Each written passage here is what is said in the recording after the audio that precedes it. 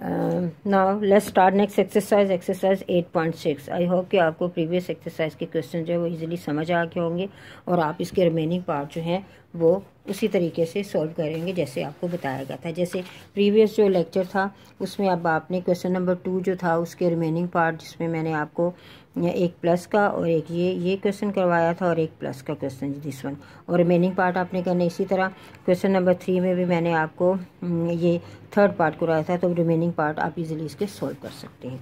चलिए अब आज हम एक्सरसाइज 8.6 स्टार्ट करते हैं। लिखा हुआ रिजॉल्व इनटू फैक्टर्स, यानी फैक्टर्स में आपने इनको रिजॉल्व करना है। अब फैक्टर्स क्या होते हैं, जैसे अगर मैं 4 लिख रही हूँ, ठीक है, 4 के फैक्टर क्या बनेंगे, 2 इंटू 2 बनेंगे।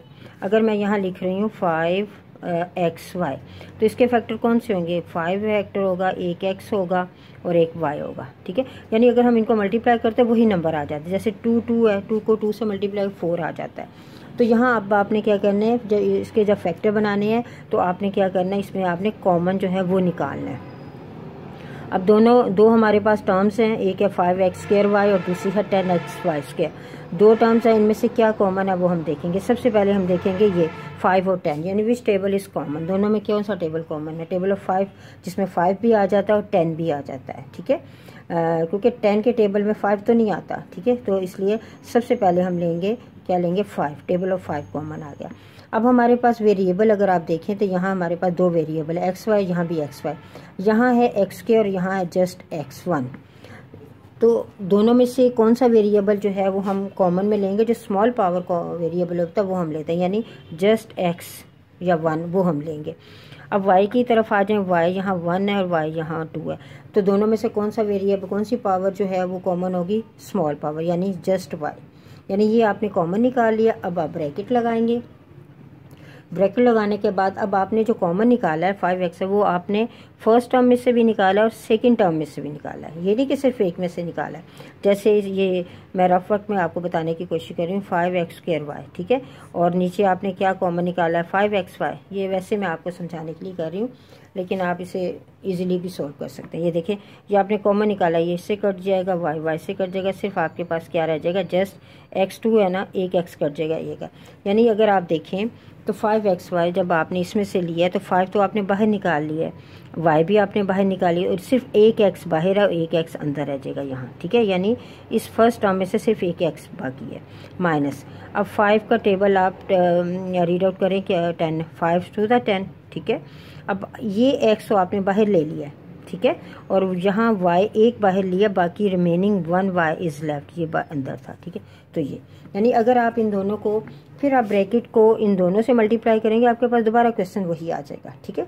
तो ये कॉमन जो है आप क्या लेते हैं, एक तो स्मॉल पावर जो होती है वो बाहर लेते हैं, ठीक है। तो ये आपका क्या आ जाएगा, आंसर आ जाएगा, ठीक है। चलिए अब हम नेक्स्ट पार्ट की तरफ आते हैं। ये है 6 पार्ट। 6 पार्ट में अब हमारे पास जो है 4 टर्म्स आ रही हैं, ठीक है। तो 4 टर्म्स को सोल्व करने के लिए हम क्या करेंगे, इसमें हम ऐसे करते हैं कि इसके 2-2 पेयर बनाइए, यानी फर्स्ट 2 वैल्यूज में मैं देखती हूँ क्या कॉमन है, लास्ट 2 में से मैं देखती हूँ क्या कॉमन है।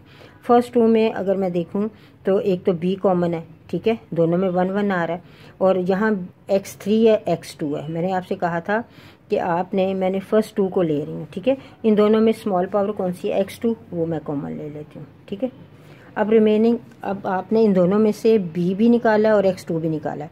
जब आपने b बाहर निकाली, यहाँ आपके पास तीन x है, यहाँ 2x बाहर निकाले, तो बाकी कितना, एक x रह जाएगा। फिर साइन और प्लस, फिर b आपने बाहर निकाल लिया और x² भी आपने बाहर निकाल लिया। ये तो पूरी की पूरी टर्म आपने बाहर निकाली हुई है। तो यहाँ सिर्फ आप क्या लिखेंगे, 1, यानी इसे छोड़ेंगे नहीं, उसकी जगह क्या लिख देंगे, 1। अब ये जो लास्ट 2 टर्म्स है, इनमें से क्या कॉमन है, कुछ भी कॉमन, तो -1 कॉमन ले लेते हैं, क्योंकि दोनों में माइनस आ रहा है। जब आप माइनस कॉमन लेंगे तो अंदर से साइन चेंज हो जाएगा, 1 बन जाएगा। तो ये देखिए, ये दोनों ब्रैकेट में सेम आंसर आ रहे हैं। अगर ये दोनों ब्रैकेट में सेम आंसर आ रहे हैं और 4 टर्म्स हो हमारे पास, तो फिर हमारा आंसर जो है वो सही आ रहा था। अब जो कॉमन आपने फर्स्ट टू टर्म में से जो कॉमन लिया है और लास्ट 2 टर्म, इन दोनों को आप एक ब्रैकेट में लिख लें, ठीक है। और जी ये जो 2 टाइम आपके पास सेम ब्रैकेट है, उसे आप 1 टाइम लिख लें। तो इस तरीके से आप इसका आंसर जो है वो लिखेंगे। चलिए अब हम इसके 9 पार्ट की तरफ आते हैं। अब अगर हम 9 पार्ट में देखें तो इसमें से कुछ भी कॉमन नहीं, ये PM है, ये N है, ये PN है प्लस M, ये कुछ भी कॉमन नहीं है। चले हम इसको जब सॉल्व करेंगे, सबसे पहले हम ब्रैकेट जो है वो ओपन कर लेते हैं, ओके। ये मैंने ब्रैकेट ओपन कर दी। अब मैं ऐसे करूँगी, पी कुछ कॉमन लाने के लिए फर्स्ट ब्रैकेट और लास्ट, फर्स्ट टर्म और लास्ट टर्म को ले लेती हूँ, कुछ ना कुछ तो कॉमन आएगा। ये देखें, फर्स्ट और लास्ट टर्म मैंने एक ब्रैकेट में ले ली है, और एक में फर्स्ट और इसके बाद मैंने ये देखें पी पहले है तो यहाँ भी मैं पी एन और प्लस एन। अगर आप देखें, आप इन दोनों में से अगर दो टर्म्स लेती हूँ, इनमें एम कॉमन है और इनमें एन, तो ईजिली सॉल्व हो जाएगा।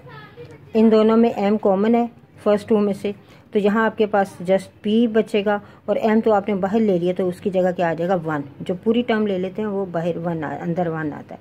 इन दोनों में क्या कॉमन है, एन, अंदर क्या रह जाएगा, जस्ट पी रह जाएगा, यहाँ क्या रह जाएगा आपके पास 1, क्योंकि आपने एन को बाहर ले लिया। अब आप क्या करेंगे, दोनों कॉमन जो है उनको एक ब्रैकेट में लिख लेंगे, और ये जो 2 बार ब्रैकेट है सेम, उसको 1 बार लिखेंगे। तो ये आपके पास